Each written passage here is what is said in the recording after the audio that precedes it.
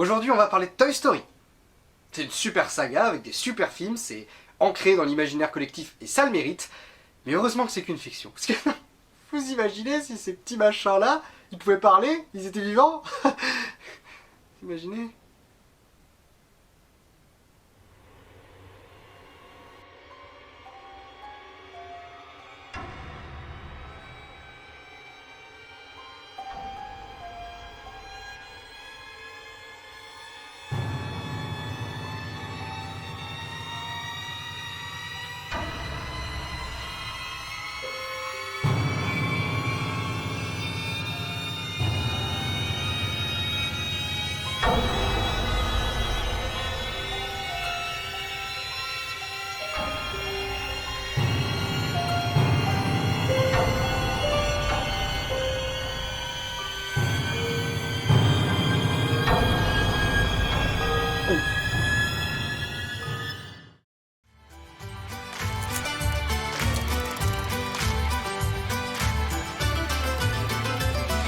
Les chroniques du lombric. Je préviens tout de suite, je suis en train de tourner en pleine giga canicule, c'est un cagnard dans cette pièce. Si au fur et à mesure j'ai des putains de giga auréoles et des traces de sueur au niveau des nichons, c'est normal, je peux pas y faire grand chose pour le coup, parce que si j'allume un ventilo, ouais, on va entendre que ça. Puis j'ai quand même été assez con pour faire une tenue de cow-boy, et j'ai pas de chapeau. En même temps, si j'avais eu un chapeau, j'aurais encore plus transpiré, donc ça peut-être pas plus mal.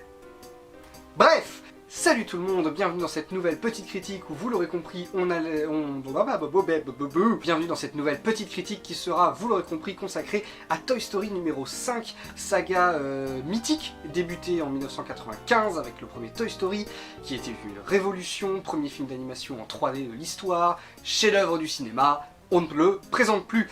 Et donc cette saga revient avec ce 5e opus réalisé par Andrew Stanton, qui était celui qui a fait notamment Le Monde de Nemo, Wall-E, etc.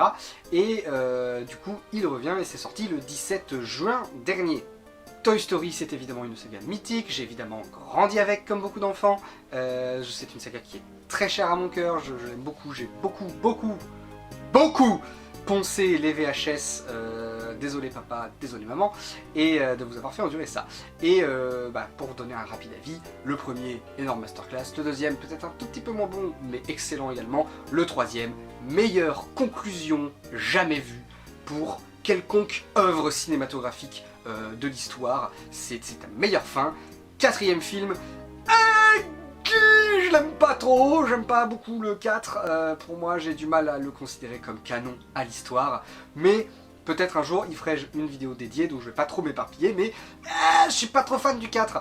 Du coup, j'avais un peu des réserves, en mode, encore un Toy Story. Vous voulez pas se laisser cette saga où elle était très bien, il y a une super trilogie, vous avez déjà annulé la fin de Toy Story 3 pour faire la fin de Toy Story 4 qui est beaucoup moins chouette, vous voulez pas arrêter, genre, arrêtez les frais, coupez tout. Ça sert plus à rien. Mais non, ils ont décidé de revenir et donc j'étais un petit peu... c'était pas trop moi, c'était pas trop ma cam. J'avais beaucoup de craintes, j'y suis allé en attendant pas grand chose, en disant encore un Toy Story, il faut pas, voilà, c'est... les jouets contre la technologie, effectivement, c'est assez actuel, ça peut avoir un truc intéressant à raconter, mais bon, je savais pas trop par quel bout le prendre, donc j'y suis quand même allé, et c'était pas une catastrophe. Il y avait des bons points, des points un peu moins bien. Je dirais que dans l'ensemble, c'est ok, c'est très ok tiers, c'est divertissant, on s'ennuie pas devant, les péripéties s'enchaînent bien, mais... fatalement, quand on regarde l'édifice Toy Story, c'est difficile d'y voir quelque chose de... On n'y voit pas une fondation, quoi. C'est un mur de placo. Il est là, il est joli, il est chouette, on peut faire des trucs avec, mais bon, si on doit le péter pour changer la maison, ça sera pas dramatique, quoi. Voilà, c'est globalement un peu ce que je me pensais, c'est que c'est sympa, mais bon, sans plus. C'est pas un film qui est spécialement marquant, je vais assez vite l'oublier, je pense, malheureusement. Voilà. développons un petit peu ce que j'en ai pensé, parce que j'ai donné mon avis, mais j'ai même pas dit de quoi ça parlait.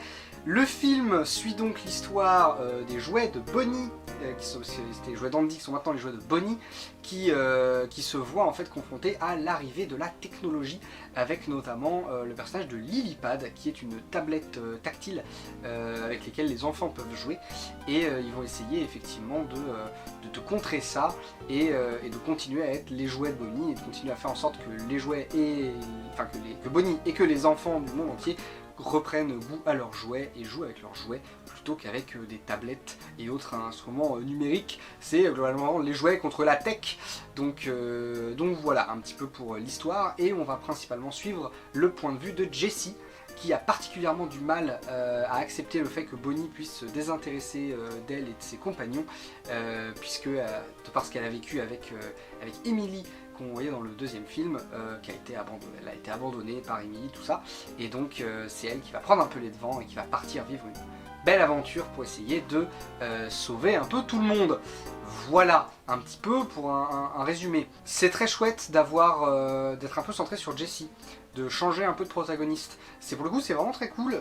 Jessie est un personnage en plus fort et marquant de la saga, et de la voir prendre le rôle de protagoniste, c'est plutôt cool. C'est plutôt pas mal géré, il y a des moments chouettes, elle est fidèle à elle-même. Ce qui n'est pas mon avis sur Toy Story 4, puisque je trouve que Woody n'a plus rien à voir avec Woody qui est censé être. Mais bon, ça c'est... On a dit, on parlait du 5. Et donc du coup, Jessie est fidèle à elle-même, pile poil aussi, et ils vivent des aventures, et c'est très chouette. Il y a juste un petit truc, moi, qui me chiffonne avec Jessie. C'est que, en fait, toute la morale du film, c'est... il faut savoir être là pour son enfant quand son enfant en a besoin, mais il faut aussi accepter le fait qu'à un moment... les enfants grandissent et que il y a un moment ils ont moins besoin de leurs jouets et ils passent à autre chose et tout ça, et c'est une morale qui est très bien, hein, qui est très chouette, mais qui est déjà la morale de beaucoup de Toy Story, j'ai envie de dire. Parce que bon, que Jessie soit trauma par son expérience avec Emily et que du coup elle fasse tout pour ne pas perdre Bonnie, je peux comprendre. Mais Bonnie c'est son 3e enfant quand même. Elle a eu Emily qui l'a abandonnée, elle a eu Andy qui, dans la plus belle fin du monde, a offert ses jouets à Bonnie, et qui promettait du coup voilà, qui justement délivrait ce message de les jouets font toujours rêver les enfants, il faut juste apprendre à se séparer de leurs enfants, les enfants grandissent et du coup le mieux c'est voilà, passation de pouvoir, relais, voilà quoi, c'était parfait, c'était super, et les jouets avaient tous compris ça, et là Jessie a fait rétropédage en mode non je veux pas battre Bonnie parce que Emily... Ouais mais bon, tu devrais être la plus habituée, c'est toi qui as eu le plus d'enfants de tous ceux qui sont dans ce groupe, donc tu devrais être la plus habituée à changer d'enfant et à te faire à l'idée que les enfants grandissent et qu'à un moment il faut juste accepter le fait que on a été là pour eux mais que maintenant ils ont plus besoin de nous et du coup on peut se concentrer sur autre chose. C'est un petit peu, je sais pas, ça devrait être la plus légitime à penser ça, mais il n'en est rien. Et du coup c'est un peu particulier parce que ça donne lieu à des... Il y a des séquences et des scènes qui sont chouettes, sur la fin, il y a tout un truc, du coup il y a évidemment tout un truc avec Emily, où potentiellement, enfin voilà, où tout un rapport avec Emily, ça va creuser son rapport avec Emily, et toute la fin de cet arc-là avec Emily, où Jessie va faire une découverte, tout comme ça, c'est une belle scène, c'est une très belle scène, un petit peu improbable, parce que elle trouve un truc il n'y a rien à faire là, pourquoi c'est là, qu'est-ce que... What. Enfin bref, dans l'idée, voilà. Mais c'est une très belle scène, qui est touchante, qui est émouvante, qui est tout ça, il y a un beau truc, alors c'est pas au point de Toy Story 3 où, j'avoue, je chiale à chaque fois que je vois ce film, mais dans l'idée, c'est quand même une bonne scène, c'est sympa. Mais voilà, il y a quand même la cohérence de putain, c'est censé être celle qui... Elle apprend une morale qu'elle est censée avoir acquise depuis un moment, parce que tous les autres l'ont déjà acquis, enfin je sais pas. C'est un peu particulier, mais voilà, il y a quand même des bonnes scènes, des bonnes idées, c'est cool de voir Jessie plus mise à l'honneur, et puis le poil aussi, enfin c'est vraiment très intéressant, très chouette. Mais à côté de ça, les autres personnages... Aïe. Aïe aïe aïe aïe aïe aïe aïe. Oui oui oui. Parce que donc les autres personnages... on a, si on reste du point de vue du côté de Jessie, on va avoir donc les 3 nouveaux gadgets un peu high-tech, nouveaux personnages qui sont là, qui sont sympathiques, il y a des petites vannes un peu drôles, ils sont un peu rigolos, bref, ça fonctionne, allez, on accepte, voilà, c'est pas le personnage le plus marquant de la saga, mais c'est pas désagréable de les suivre, ils sont sympas, ils sont rigolos, ils apprennent des trucs, enfin voilà, pourquoi, à la limite pourquoi pas. Mais tous les autres persos, tu sens que le film avait vraiment envie de parler de Jessie et de la tech, parce que tous les autres persos, waouh, putain. Autant dans Toy Story 4 c'était Buzz l'éclair qui ne servait à rien, qui était là pour être là, mais tu l'enlevais du film, ça change rien. Cette fois c'est Woody. C'est Woody qui... Il est là mais il ne sert à rien, il ne sert à rien. Tu peux l'enlever du film, ça ne change absolument rien globalement. Et c'est un petit peu triste quand même pour le protagoniste de la saga. Woody. C'est dommage, mais voilà. Et puis Buzz du coup, qui est, vu qu'il a sa relation amoureuse avec Jessie, est un petit peu plus mis à l'honneur que Woody, mais bon, dans l'idée c'est pas non plus le truc le plus intéressant et marquant du film, Buzz. Mais c'est surtout la relation entre les deux. Parce que Buzz et Woody dans le premier ils ont une relation très conflictuelle, c'est normal, ils apprennent à se connaître. À partir de là, ils sont meilleurs potes, ils sont comme ça quoi. Et là dans celui-là, ils sont non, on va recommencer à les faire s'engueuler, genre vraiment bien. Mais pour une raison mais nulle. Ils s'engueulent parce que chacun veut être l'adjoint de Jessie. Mais cette engueulade n'a pas vraiment lieu d'être. Woody est parti. Woody s'est barré, il est parti vivre avec la bergère pour aider les jouets abandonnés. Il est resté en contact un petit peu avec Jessie par biais de Talkie-Walkie interposé, qui normalement ne devrait... Enfin Woody il est censé voyager dans tout le pays, il devrait pas être capable de capter tant que ça, mais bon, ça c'est accessoire. Mais du coup, genre, Woody il est parti. Il n'y a pas de raison qu'il soit l'adjoint de Jessie. Il a abandonné ses amis, enfin, c'est peut-être un peu gros dit comme ça, mais j'aime pas le 4. Mais du coup, il est parti. C'est légitime que ce soit Buzz l'adjoint. Pourquoi lui? Qu'est-ce qui fait que lui, il arrive avec ses bottes là, et il fait « Non, c'est moi l'adjoint de Jessie, c'est pas toi Buzz, toi qui es resté, toi qui es son mec, toi qui gères tout le monde à bout de bras, ce sera moi l'adjoint. » Mais va te faire foutre! Arrête de casser les couilles, t'es parti, t'as décidé de vivre ta vie de ton côté, c'est tant mieux pour toi, super, mais viens pas casser les couilles. Je sais que Woody a toujours été un petit peu arrogant, un petit peu tout ça, mais enfin quand même. Je trouve que cette engueulade, c'est très superficiel en fait, pour juste retrouver le feeling du premier. Avec, y a beaucoup de trucs comme ça où on va essayer de réévoquer le premier. Il y a ça, il y a du coup le côté, on va faire une relation conflictuelle entre Buzz et Woody, ce qui n'a pas vraiment lieu d'être. Il y a le côté aussi, Buzz l'éclair qui découvre qu'il est un jouet. Parce que notre Buzz à nous, il s'y est fait, il n'y a pas de problème. Mais pendant tout le film, on va suivre une troupe c'est pas une trentaine de Buzz l'éclair, qui sont des Buzz l'éclair high-tech, qui sont tous débarqués d'un... Enfin, on commence le film sur eux, c'est un conteneur qui s'est échoué sur une île déserte avec du coup tous les Buzz l'éclair qui se sont réveillés à l'intérieur et qui se sont dit on va essayer de se barrer de là, on va rejoindre, ils voient une étoile, ils font Star Command, il faut qu'on aille rejoindre Star Command. Et voilà. Et du coup, pendant tout le film, on va les suivre. Et pendant tout le film, ils vont se rendre compte qu'ils sont des jouets, que jouer c'est pas si mal, et trouver leur place un petit peu dans ce monde, où en mode, on est des jouets, on est fait pour être joués, on n'est pas des vrais rangers de l'espace. C'est complètement l'arc de Buzz dans le premier film.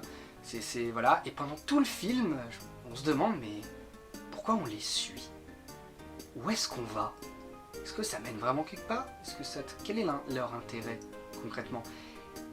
Et fatalement, ils en ont très peu. Parce qu'au final, ils ont un rôle un peu dans le climax, mais bon, on aurait pu le film sans eux. Je comprends pas trop pourquoi on en fait tout un plat de cette armée de Buzz l'éclair, à part pour refaire le coup de Buzz découvre qu'il est un jouet. Je sais pas, je comprends pas trop. Est-ce que c'est parce qu'il y a le côté, c'est des Buzz l'éclair high-tech, et du coup c'est genre le mélange entre jouets et technologie, et que du coup c'est pour montrer qu'on peut quand même réussir à faire plaire aux enfants et à faire des jouets tout en étant connectés? Je ne sais pas. Mais dans l'idée, quand même, ils prennent beaucoup de temps d'écran et pour pas tant de choses que ça. Donc il y a beaucoup de remplissage un peu dans ce Toy Story, c'est-à-dire qu'il y a tout l'arc de Jessie qui est très travaillé, qui est chouette, qui a un début, un milieu, une fin, qui est tout ça avec des personnages, tout ça, enfin c'est qui est bien. Et puis autour, t'as beaucoup de remplissage avec les Buzz l'éclair, avec Buzz et Woody qui servent à rien. Et j'ai fait le tour des personnages. Quoi? Rex? Zigzag? Bayonne? Monsieur, Madame Patate? Les petits hommes verts? Je vois pas de qui vous parlez. Ils sont dans le film. Ils sont dans le film. Ah oui, putain oui, ils sont dans le film. 2 scènes. Ils sont dans la bande-annonce. Bon, bah c'est gênant. Non, mais c'est assez terrible parce que c'était déjà ça dans le 4. Où globalement, enfin je sais pas, Toy Story, ils ont toujours eu une super importance quand même, les personnages secondaires. Rex, Zigzag, Bayonne, Monsieur Madame Patate, les aliens qui font oh, je sais pas, il y a une... C'est des personnages cultes, ils ont toujours eu de l'importance dans ces films-là, dans le 1, 2, 3, ils sont super importants. Et dans le 3, t'avais Jouette Bonnie qui était là, qui avait des personnalités qui étaient chouettes. Et dans le 4, t'avais Fourchette qui arrivait, qui était marquante et tout ça. Mais à côté de ça, du coup, tous les autres étaient vachement en second plan et on les oubliait vachement. Le film savait pas quoi faire d'eux. Alors là, dans celui-là, c'est l'apothéose, hein. Parce que vraiment, on les voit 3 scènes à tout péter. Et il y a rien. Et ils ont à peine des répliques. Et c'est fou de se dire que... Je sais pas, pour moi, les personnages les plus cultes et les plus drôles de Toy Story, c'est les petits hommes verts. Qui font le grappin et tout ça. Là, je sais pas, c'est un des principaux ressorts comiques des Toy Story, ces personnages-là et leur relation avec Monsieur et Madame Patate. Alors je sais que Monsieur et Madame Patate, les comédiens de doublage originaux américains, sont malheureusement décédés. Et que du coup, pour ce film-là, ils ont décidé de reprendre des bouts de phrases qu'ils avaient déjà enregistrés avant, qui n'avaient pas été utilisés dans les 4 premiers. Et du coup, c'est les scènes de dialogue qu'ils ont, les petits dialogues qu'ils ont, c'est des trucs voilà, qui étaient préenregistrés avant. Comme ça, ils pouvaient quand même... ils n'avaient pas à les recaster et c'était un petit hommage. Donc ça je comprends, pas de soucis. D'ailleurs je crois que Madame Patate a même pas de réplique en fait. Mais bref, à la limite, ça je comprends. Mais les petits hommes verts, on les voit que en fond, ils ont aucune réplique, aucun truc. Parce que Rex, Zigzag, Bayonne, ils ont 1 ou 2 répliques quand même où il y a la caméra sur eux quoi. Les hommes verts même pas.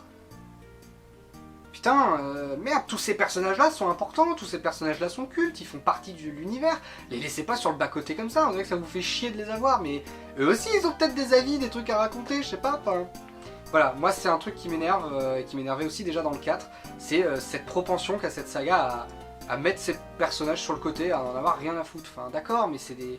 Putain, dans le 1, 2, 3, ils se faisaient chier à ce qu'ils aient tous une importance, et qu'ils soient tous là, qui vivent les aventures avec les autres là. Pourquoi ils sont mis sur la touche maintenant, ils ont plus le droit de vivre les aventures eux aussi, enfin je sais pas.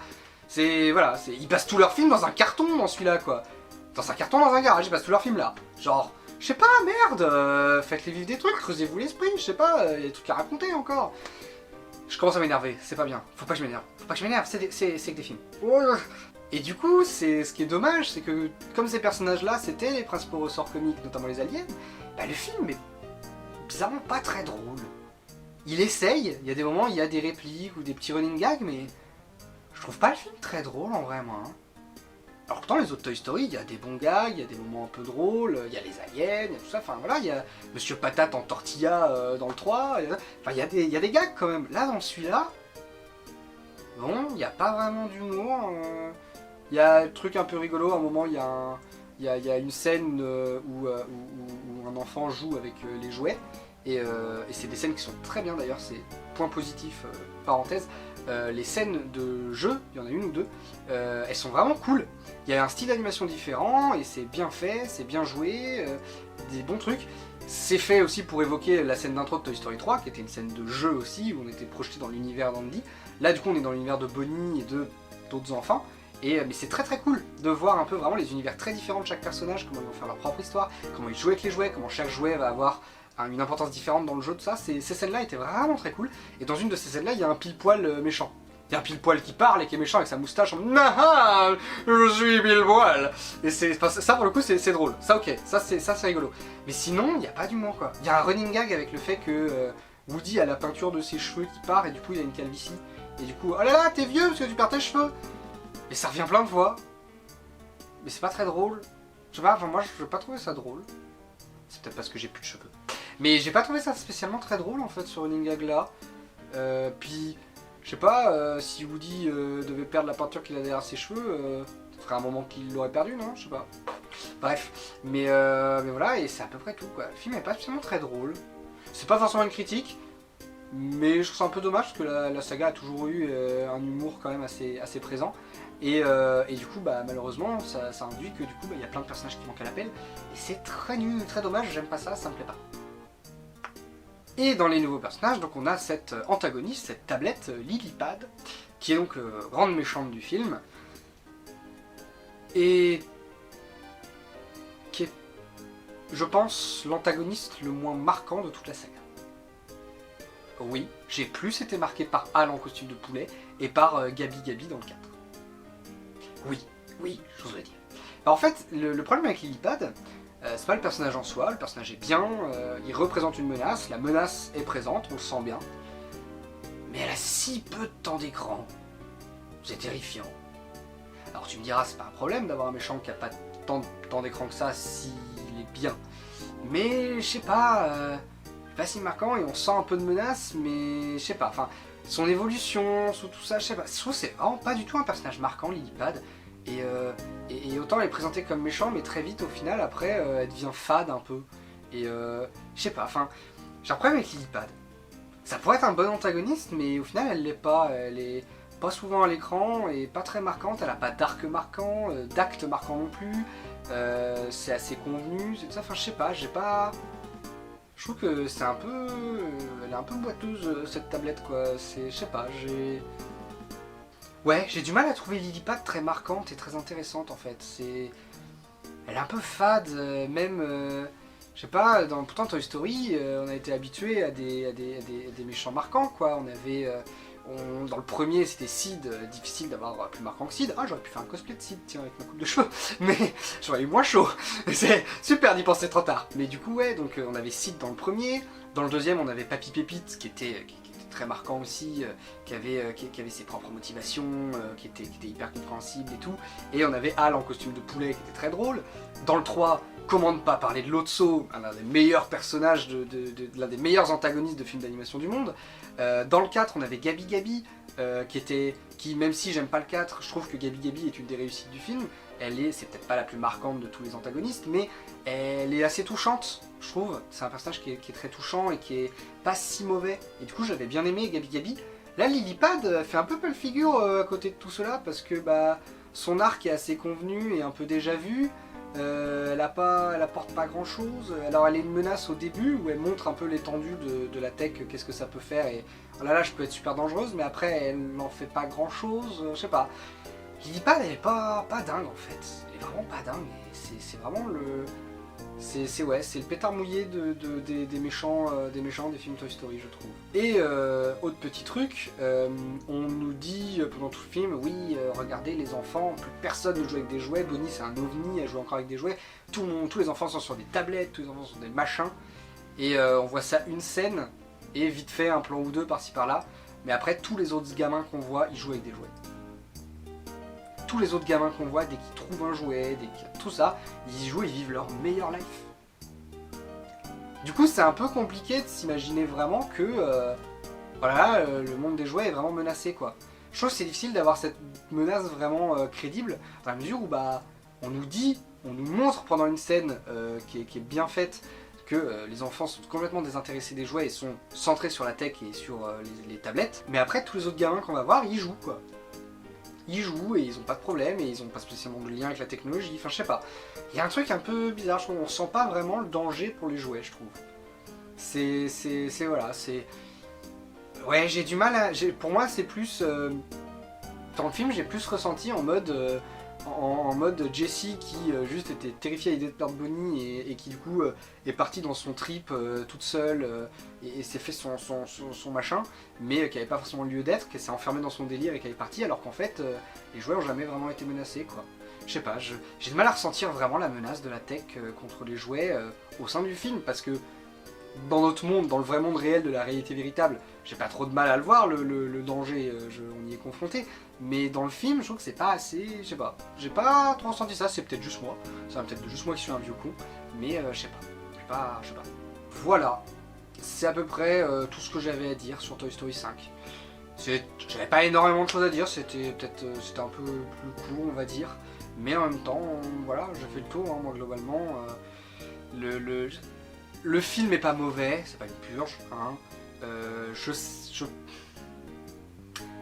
Je dirais que je pense que je le préfère à Toy Story 4.